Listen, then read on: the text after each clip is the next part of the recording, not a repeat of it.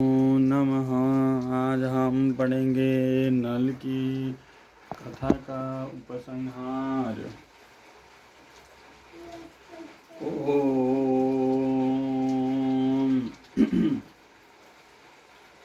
दमयंती के द्वारा राज की नल की परीक्षा, पहचान, मिलन, राज्य प्राप्ति और कथा का उपसंहार। बृहदश्वजी कहते हैं, युधिष्ठिर विदर्भ नरेश भीमक ने अयोध्याधिपति ऋतुपर्णा का खूब स्वागत सत्कार किया। ऋतुपर्णा को अच्छे स्थान में ठहरा दिया गया। उन्हें कुंडलपुर में स्वयंवर का कोई चिन्ह नहीं दिखाई पड़ा। भीम को इस बात का बिल्कुल पता नहीं था कि राजा ऋतुपर्णा मेरी पुत्री के स्वयंवर का निमंत्रण पाकर यहाँ आए हैं। उन्होंने कुशल मंगल के बाद पूछा कि आप यहाँ किसके उद्देश्य से पधारे हैं। ऋतुपर्णा ने स्वयंवर को कोई तैयारी न देकर निमंत्रण की बात दबा दी और कहा, मैं तो केवल आपको प्रणाम करने के लिए ही चला आया हूँ। भीमक सोचने लगी कि जो योजन से भी अधिक दूर कोई प्रणाम करने के लिए नहीं आ सकता।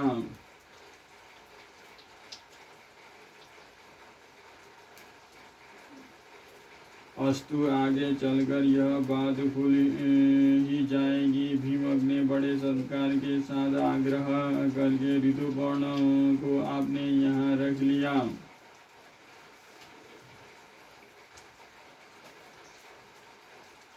बाहुक वासनों के साथ अश्वत्थाला में ठहर कर घोड़ा की सेवा में संलग्न हो गया। दमयंती आकुल होकर सोचने लगी कि रथ की ध्वनि तो मेरे पतिदेव के रथ के ही समान जान पड़ती थी, परंतु उनके कहीं दर्शन नहीं हो रहे हैं। हो न हो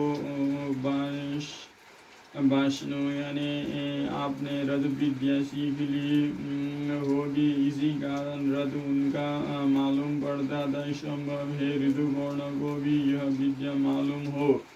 उसने अपनी दासी को बुलाकर कहा कि केशिनी, तू जा इस बात का पता लगा कि वो कुरु पुरुष कौन है। संभव है यही हमारे पतिदेव हो। मैंने ब्राह्मणों के द्वारा जो संदेश भेजा था वही उसे बतलाना और उसका उत्तर सुनकर मुझसे कहना। केशिनी ने जाकर बाहुक से बातें की। बाहुक ने राजा के आने का कारण बताया और संक्षिप्त में वासनों तथा अपनी अशुभित्व एवं भोजन बताने की चतुरता का परिचय दिया। केशिनी ने पूछा, बाहुक, राजा नल कहाँ है, क्या तुम जानते हो अथवा तुम्हारा साथी वासनों जानता है। बाहुक ने कहा कि केशिनी, वासनों राजा नल के बच्चे को यहाँ छोड़कर चला गया था। उसे उनके संबंध में कुछ भी मालूम नहीं है। इस समय नल का रूप बदल गया है। वे छिप कर रहते हैं। उन्हें या तो स्वयं वो ही पहचान सकते हैं या उनकी पत्नी दमयंती, क्योंकि वे अपने गुप्त चिन्हों को दूसरों के सामने प्रकट करना नहीं चाहते। केशिनी, राजा नल विपत्ति में पड़ गए थे, इसी से उन्होंने अपनी पत्नी का त्याग किया। दमयंती को अपने पति पर क्रोध नहीं करना चाहिए। जिस समय वो भोजन की चिंता में थे, पक्षी उनके वस्त्र लेकर उड़ गए। उनका हृदय पीड़ा से जर्जरित था। यही ठीक है कि उन्होंने अपनी पत्नी के साथ उचित व्यवहार नहीं किया। फिर भी दमयंती को उनकी दुरावस्था पर विचार करके क्रोध नहीं करना चाहिए। यह कहते नल का हृदय खिन्न हो गया, आंखों में आंसू आ गए, वे रोने लगे।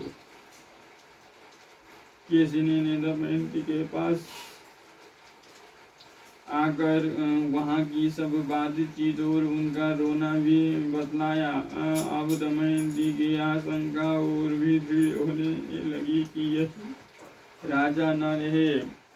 उसने दासी से कहा कि कोशिनी तुम फिर बाहुका के पास जाओ और उनके पास बिना कुछ बोले खड़ी रहो। उसकी चेष्टाओं पर ध्यान दो। वो आग मांगे तो मत देना, जल मांगे तो देर कर देना। उसका एक एक चरित्र मुझे आकर बताओ। केशिनी फिर बाहुका के पास गई और वहाँ उसके देवताओं एवं मनुष्य के समान बहुत से चरित्र देख कर लौट आई और दमयंती से कहने लगी, राजकुमारी बाहुका के दो जल और अग्नि पर सब तरह के विजय प्राप्त कर ली है। मैंने आज तक ऐसा पुरुष न कहीं देखा है और ना सुना ही है। यदि कहीं नीचा द्वार आ जाता है तो वो झुकता नहीं, उसे देखकर द्वार ही ऊंचा हो जाता है, वो बिना झुके ही चला जाता है। छोटे से छोटा छेद भी उसके लिए गुफा बन जाता है। वहाँ जल के लिए जो घड़े रखे थे वे उसकी दृष्टि पड़ते ही जल से भर गए। उसने उसना पुला लेकर सूर्य की ओर किया और वो चलने लगा। इसके अतिरिक्त वो अग्नि का स्पर्श करके भी जलता नहीं है। पानी उसके इच्छानुसार बहता है। वो जब अपने हाथ में फूलों की मसलने लगता है तब वे कुंभलाते नहीं और प्रफुल्लित तथा सुगंधित दिखते हैं। इन अद्भुत लक्षणों को देखकर मैं तो भाचकी सी रह गई और बड़ी शीघ्रता से तुम्हारे पास चली आई। दमयंती बाहुका के कर्म और चेष्टाओं को सुनकर निश्चित रूप से जान गई कि ये अवश्य ही मेरे पतिदेव है। उसने केशिके के साथ अपने दोनों बच्चों को नल के पास भेज दिया। बाहुक इंद्रसेना और इंद्रसेना को पहचान कर उनके पास आ गया और दोनों बालकों को लगाकर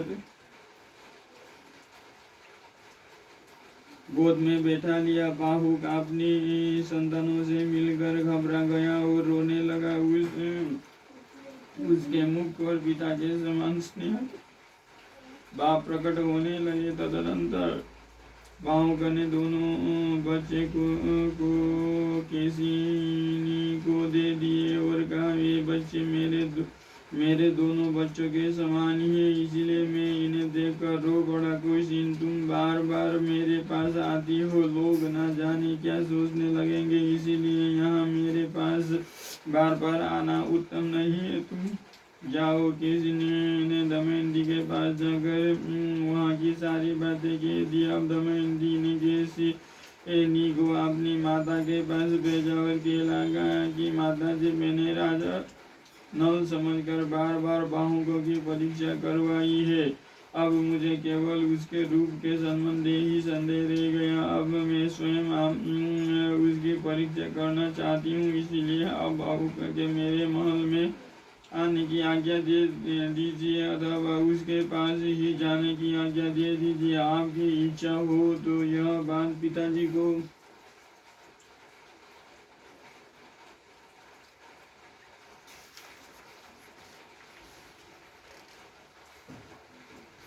पिताजी को बतला दीजिए अथवा मत बतलाइए।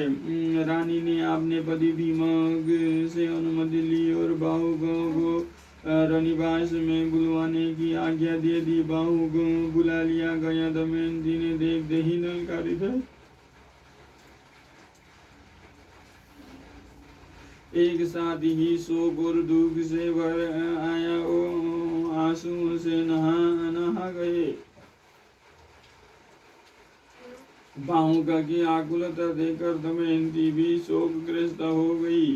उस समय दमयंती गेरुआ वस्त्र पहनी हुई थी, केशों की जटा बंध गई थी, शरीर मलिन था। दमयंती ने कहा, बाहुक, पहले एक धर्मज्ञ पुरुष अपनी पत्नी को वन में सोती छोड़कर चला गया था। क्या कहीं तुमने उसे देखा है? उस समय वो स्त्री थकी मादी थी, नींद से अचेत थी। ऐसी निरपराधी स्त्री को पुण्य श्लोक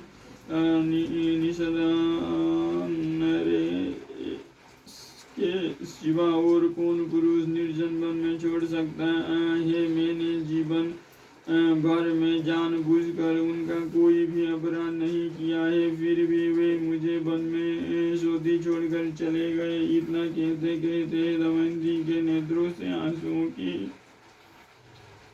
झड़ी लग गई। दमयंती ने विशाल सांवले एवं रत्नारे नेत्रों से आंसू टपकते देख कर नल से रहा न गया। वे कहने लगे, प्रिय, मैंने जानबूझकर ना तो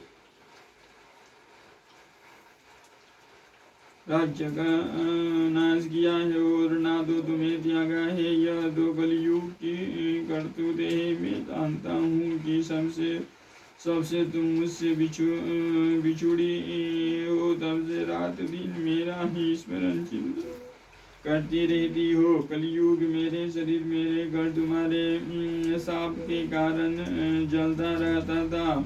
मैंने उद्योग और तपस्या के बल से उस पर विजय पा ली है और अब हमारे दुख का अंत आ गया है। कलयुग अब मुझे छोड़कर चला गया है। मैं एकमात्र तुम्हारे लिए आया हूँ। यह तो बतलाओ कि तुम मेरे जैसे प्रेमी और अनुकूल पति को छोड़कर जिस प्रकार दूसरे पति से विवाह करने के लिए तैयार हुई हो, क्या तुम दूसरी स्त्री ऐसा कर सकती है? तुम्हारे स्वयंवर का समाचार सुनकर ही तो राजा ऋतुपर्ण बड़ी शीघ्रता के साथ यहाँ आए हैं।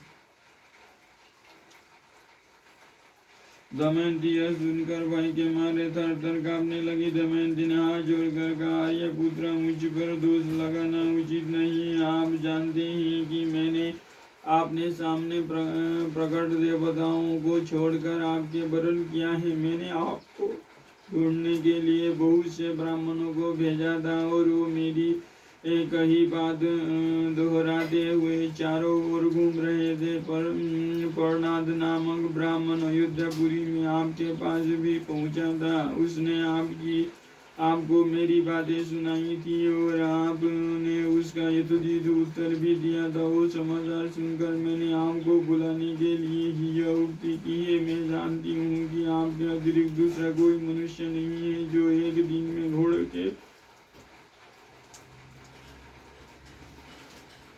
रथ से 100 योजन पहुँच जाए। मैं आपके चरणों का स्पर्श करके शपथ पूर्वक सत्य सत्य कहती हूँ कि मैंने कभी मन से भी पर पुरुष का चिंतन नहीं किया है। यदि मैंने कभी मन से भी पाप कर्म किया हो तो निरंतर भूमि पर विचरने वाले वायुदेव, भगवान सूर्य और मन के देवता चंद्रमा मेरे प्राणों का नाश कर दे।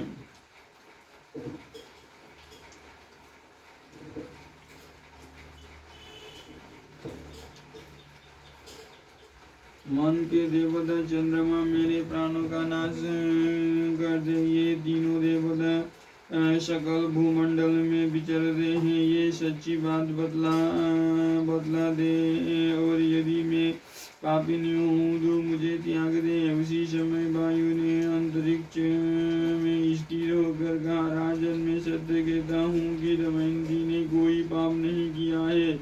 इसने 3 वर्ष तक आपने उज्ज्वल शीला व्रत की रक्षा की है। हम लोग इसके रक्षक रूप में रहे हैं और इसकी पवित्रता के साक्षी हैं। इसने स्वयंवर की सूचना तो तुम्हें ढूंढने के लिए ही दी थी।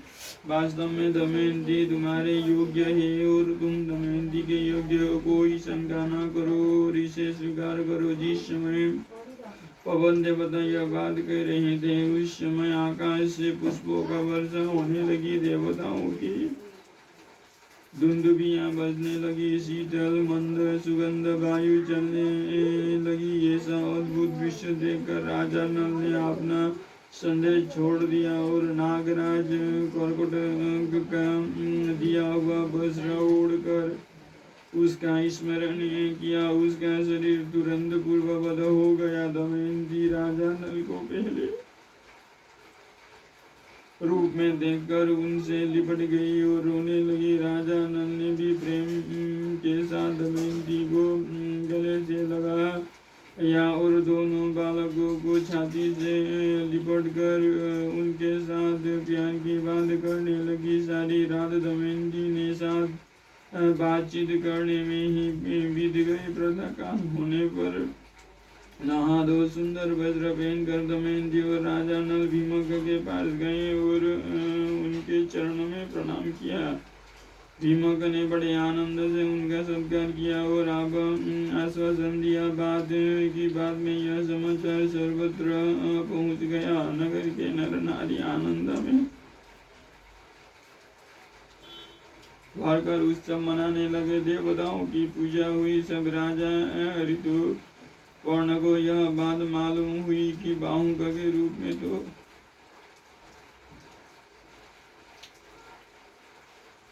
राजा नल ही थे। यहाँ आकर वे अपनी पत्नी से मिल गए। तब उन्हें बड़ा आनंद हुआ और उन्होंने नल को अपने पास बुलाकर क्षमा मांगी। राजा नल ने उनके व्यवहारों की उत्तमता बताकर प्रशंसा की और उनका सत्कार किया। साथ ही वे अश्वविद्या भी सिखा दी। राजा ऋतुपर्ण किसी दूर से सारथी को लेकर अपने नगर चले गए। राजा नल 1 महीने तक कुंडिल नगर में ही रहे। तदनंतर अपने ससुर भीमक की आज्ञा लेकर घोड़े से लोगों को साथ ले निषद देश के लिए रवाना हुए। राजा भीमक ने एक श्वेतवर्ण का रथ, 16 हाथी, 50 घोड़े और 600 पैदल राजा नल के साथ भेज दिए। अपने नगर में प्रवेश करके राजा नल पुष्कर से मिले और बोले कि या तो तुम कपट भरे जुए का खेल फिर मुझसे खेलो या अनुष पर डोरी चढ़ाओ। पुष्कर ने हंसकर कहा, अच्छी बात है, तुम्हें दांव पर लगाने के लिए फिर धन मिल गया। आओ, अब की बार तुम्हारे धन तथा दमयंती को भी जीत लूंगा। राजा नल ने कहा, अरे भाई, जुआ खेल लो, बकते क्यों हो? हार जाओगे तो तुम्हारी क्या दशा होगी जानते हो? जुआ होने लगा। राजा नल ने पहले ही दांव में पुष्कर के राज्य, रत्नों के भंडार और उसके प्राणों को भी जीत लिया। उन्होंने पुष्कर ऐसे कहा कि यह सब राज्य मेरा हो गया। अब तुम दमयंती की ओर आंख उठाकर भी नहीं देख सकते। तुम दमयंती के सेवक हो। अरे मूढ़, पहली बार भी तुमने मुझे नहीं जीता था। वो काम कलयुग का था, तुम्हें इस बात का पता नहीं है।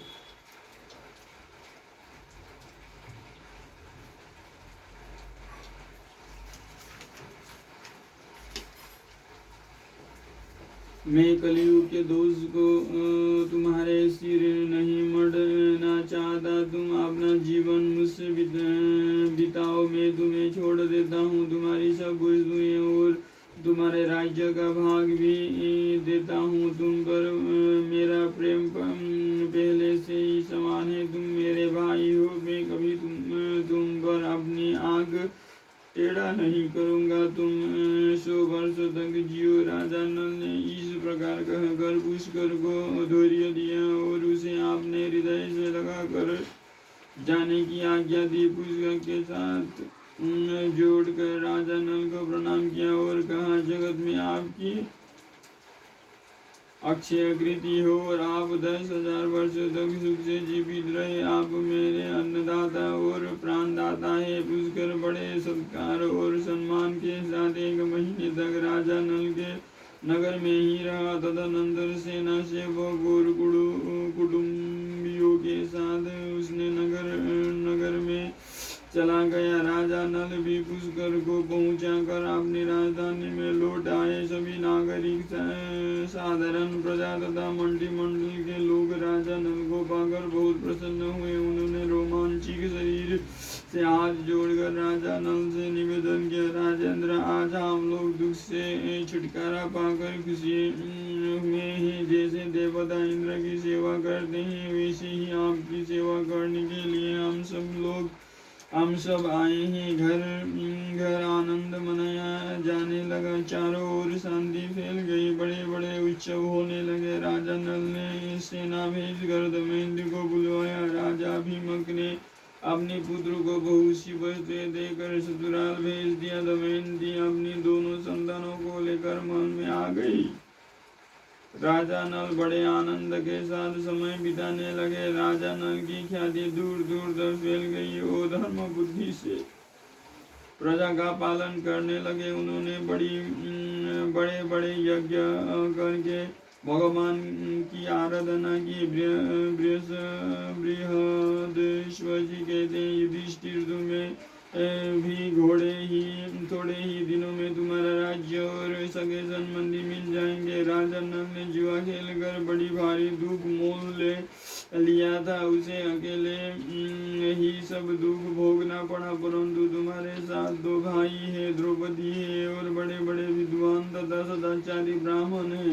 ऐसी दशा में शोक करने का तो कोई कारण ही नहीं है। संसार की स्त्रियां सर्वदा एक सी नहीं रहती। यह विचार करके भी उनकी अभिवृद्धि और ह्रास से चिंता नहीं करनी चाहिए। नागराज, कर्कोटक, दमयंती, नल और ऋतुपर्ण की यह कथा कहने सुनने से कलयुग के पापों का नाश होता है और दुखी मनुष्य को धैर्य मिलता है। वैशंपायन जी कहते हैं, जन्मेजय, फिर महर्षि बृहदस्व के पैर करने पर धर्मराज युधिष्ठिर की प्रार्थना से वे उनके पापों की वशीकरण विद्या और अश्वविद्या सिखलाकर स्नान करने के लिए चले गए। उनके जाने पर धर्मराज युधिष्ठिर ऋषि मुनियों से अर्जुन की तपस्या के संबंध में बातचीत करने लगे। अगले अध्याय में पढ़ेंगे नारद जी द्वारा तीर्थ यात्रा की महिमा का वर्णन।